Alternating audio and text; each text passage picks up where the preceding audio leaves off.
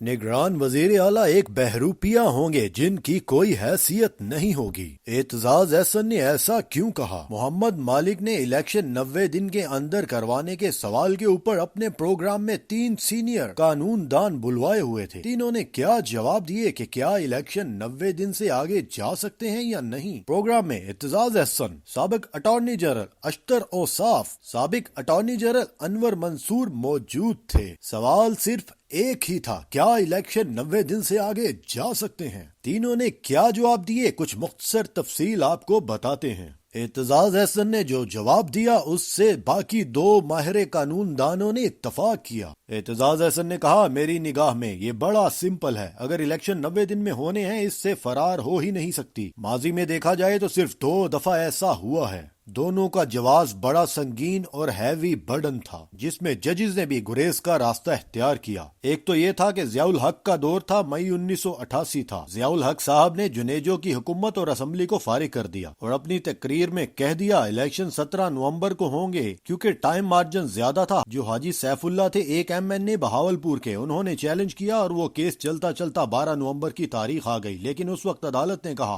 कि जो कुछ जियाउल हक ने किया है वो गैर आईनी था और असम्बली डिसॉल्व नहीं हो सकती थी। लेकिन इस वक्त ये जजमेंट में लिखा था कि ये जो कुछ भी हुआ है गैर आईनी है, लेकिन अब इलेक्शन के बहुत करीब पहुंच चुके हैं, अब इसको पोस्टपोन करना ठीक नहीं होगा। हम मुजम्मत करते हैं, लिहाजा हमारे आज के लोग ये चाहते हैं सुप्रीम कोर्ट इसको ऑथराइज करे। आज भी ऐसी सूरत हाल है, हमारे आज के लोग चाहते हैं सुप्रीम कोर्ट इसको ऑथराइज कर दे कि 90 दिन से ऊपर चला जाए। ये सुप्रीम कोर्ट नहीं करेगा। और दूसरी दफा जब ऐसा हुआ तब बीबी शहीद हुई थी। 27 दिसंबर को इलेक्शन पोलिंग डेट थी, 8 जनवरी को 10 दिन बाद इस दौरान पूरे मुल्क में एक हश्र बपा हो गया। सिंध तो बिल्कुल ही बंद हो गया था। जरदारी साहब ने पाकिस्तान खप्पे का नारा लगाया और इत्तफाक किया कि इलेक्शन अब 8 जनवरी की बजाय 17 फरवरी तक ले जाएं, और वो 17 फरवरी तक हो गए। तब भी जब इलेक्शन ताखीर का शिकार हुए, सुप्रीम कोर्ट ने इसकी सख्त मुजम्मत की थी, लेकिन उस वक्त हालात ऐसे थे कि ये करना पड़ा। अशतर साहब जो कि नवाज शरीफ के कई केसेस में वकील भी रह चुके हैं, उन्होंने भी एतजाज एहसन की बात से इत्तफाक किया। उन्होंने कहा ये उसी सूरत हो सकता है जब पाकिस्तान में कोई बहुत बड़ा वाकया हो जाए, अनारकी पूरे मुल्क में फैल जाए, जैसा कि बेनजीर की शहादत के वाकया का हवाला एतजाज एहसन ने दिया।